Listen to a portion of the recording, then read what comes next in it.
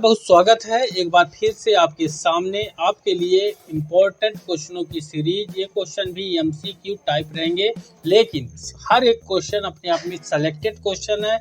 पहले की तरह उत्तर बताने के लिए थोड़ा समय आपको देंगे, उसके बाद उत्तर आपको बताएंगे। साथ ही आपकी तैयारी कैसी चल रही है ये भी आप इस वीडियो को पूरा देख के इनके उत्तर मुझसे पहले बता के आप अपनी तैयारी की जांच कर सकते हैं। तो यहाँ पर आप देख सकते हैं पहला क्वेश्चन आपके सामने है, साबूदाना किससे बनाया जाता है। इम्पोर्टेंट क्वेश्चन है, दैनिक जीवन का क्वेश्चन है, सभी ने इसको खाया होगा। तो अब ये भी जानना चाहिए कि आप जो है कितना जानते हैं इसके बारे में। तो साबूदाना किससे बनाया जाता है, यहाँ पर 4 विकल्प मिलेंगे। एक राइट आंसर होगा। जो एग्जाम आप देंगे ऑनलाइन कंप्यूटर के माध्यम से या ऑफलाइन, तो उसमें भी 4 विकल्प ही मिलेंगे और एक राइट आंसर होगा। यहाँ पर आप देखेंगे 4 विकल्प में पाइनस है, सिट्रस है, जूनिपेरस है और साइकस है। तो ये क्वेश्चन ही इम्पोर्टेंट है, अपने आप में एक नवीन क्वेश्चन है। तो यहाँ पर आप देखेंगे राइट आंसर है साबूदाना बनाया जाता है साइकस से। तो ध्यान रखिएगा, ये हर एक क्वेश्चन इसके पहले के बहुत सारे परीक्षाओं पर आए हुए हैं। हर एक क्वेश्चन सेलेक्टेड क्वेश्चन है। चलिए दूसरा क्वेश्चन दिखाते हैं। यहाँ पर दूसरा क्वेश्चन देखिएगा, फलों का क्या कहलाता है। फलों के बारे में पूरी जानकारी लेना, उसकी पढ़ाई करना क्या कहलाता है। फिनोलॉजी, पोमोलॉजी, एगेस्ट्रोलॉजी और एंथोलॉजी, ये 4 विकल्प आपको यहाँ पर दिखाई दे रहे हैं। चलिए बताइए यहाँ पर, और फिर जो मैं बताऊंगा तो आप उससे अंदाज़ा लगा लीजिएगा कि आपकी तैयारी कैसी चल रही है। तो यहाँ पर आप देखेंगे राइट आंसर है फलों का अध्ययन किया जाता है पोमोलॉजी में। ये राइट आंसर बी वाला हो जाएगा। इसके बाद अगला क्वेश्चन आपको दिखाते हैं। अगला क्वेश्चन यहाँ पर देखिएगा, इंपॉर्टेंट क्वेश्चन है, दिनाम पद्धति के प्रतिपालक कौन है। इसको प्रतिपालक भी बोल सकते हैं, जनक भी बोल सकते हैं, इस तरह से अलग अलग यहाँ पर आ जाता है।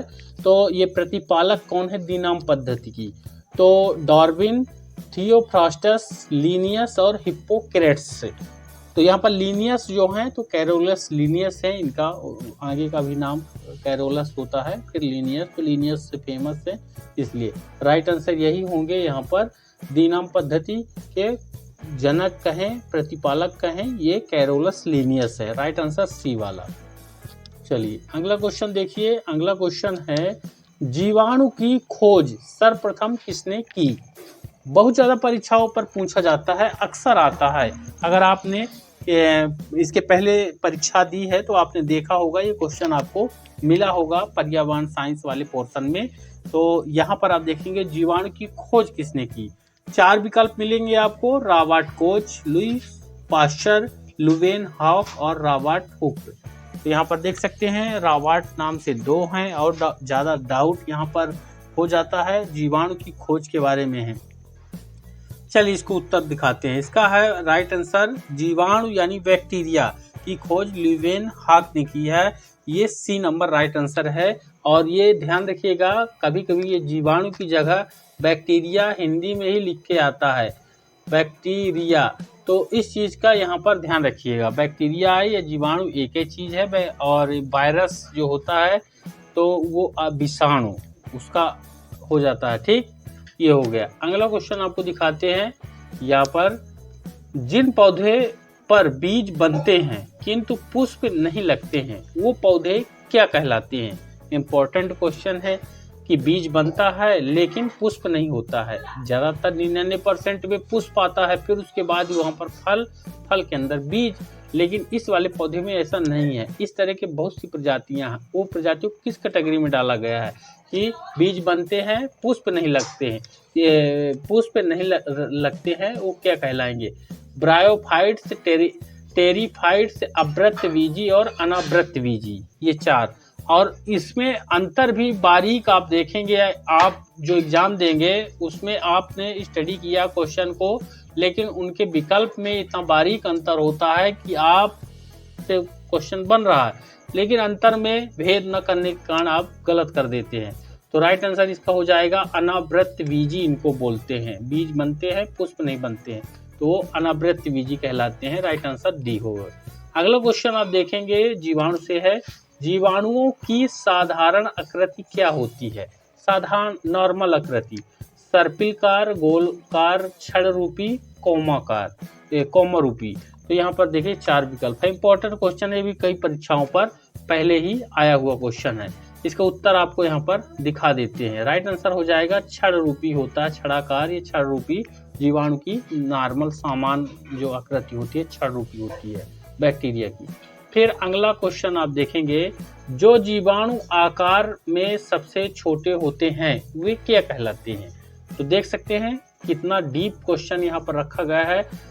वाइब्रियो, गोलाणु, दंडाणु और स्पाइरीला, ये यहाँ पर है जो जीवाणु आकार में सबसे छोटे होते हैं, तो उनका नाम बताना है किस श्रेणी में।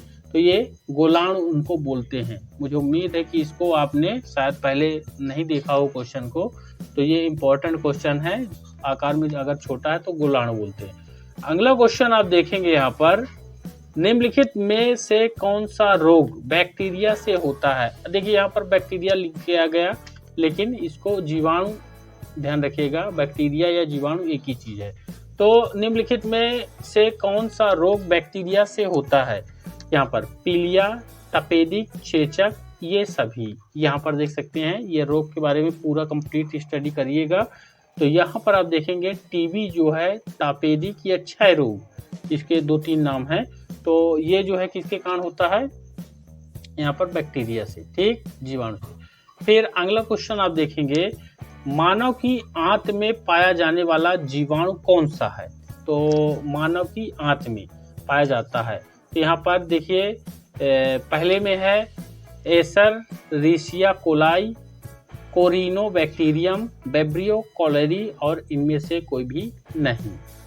तो एस्केरिस नाम सुना होगा आपने, वो भी रहता है लेकिन यहाँ पर नहीं है। तो जो रहता है ये होगा, वही है एस्केरिसिया कोलाई, एस्केरिस या एस्केरिसिया कोलाई, ध्यान रखिएगा। ई कोलाई इसको बोलते हैं, ई कोलाई। तो ये राइट आंसर ए वाला यहाँ पर हो जाएगा, ठीक। इसके बाद यहाँ पर आप देखें क्वेश्चन, एंटीबायोटिक्स अधिकांशतः पाए जाते हैं अवृतबीजी, कवकों में, विषाणु में, जीवाणु में। एंटीबायोटिक्स जो होते हैं प्रतिजैविक, इसको हिंदी में बोलेंगे। राइट आंसर हो जाएगा कहाँ पर पाए जाते हैं? जीवाणुओं में अधिकांशतः पाए जाते हैं, ठीक। फिर अगला क्वेश्चन आप देखेंगे, क्वेश्चन है कि निम्न में से सबसे छोटा जीव कौन सा है? माइकोप्लाज्मा, ईस्ट, विषाणु और जीवाणु। चूंकि सभी छोटे हैं लेकिन उनमें भी सबसे छोटा कौन सा है, तो इस तरह में थोड़ा सा ज़्यादा दिक्कत होती है। तो माइकोप्लाज्मा जो है वो सबसे छोटा होता है इन चारों में से, ठीक। ईस्ट, विषाणु, जीवाणु में से माइकोप्लाज्मा। फिर अगला क्वेश्चन आप देखेंगे कि निम्नलिखित में से कौन सा रोग जीवाणु के कारण होता है? तो पेचिश, हैजा, चेचक, इनमें से कोई भी नहीं होता है। तो इसका सही उत्तर आपको दिखा देते हैं। हैजा रोग जो होता है वो जीवाणु के कारण होता है। तो ये आज के इस वीडियो पर मुझे उम्मीद है ये क्वेश्चन आपके लिए बहुत ज़्यादा मददगार साबित होंगे। आपसे निवेदन रहेगा, अगर चैनल पर नए हैं तो सब्सक्राइब बिल्कुल फ्री में करें, वीडियो को लाइक करें और शेयर कर दें। धन्यवाद।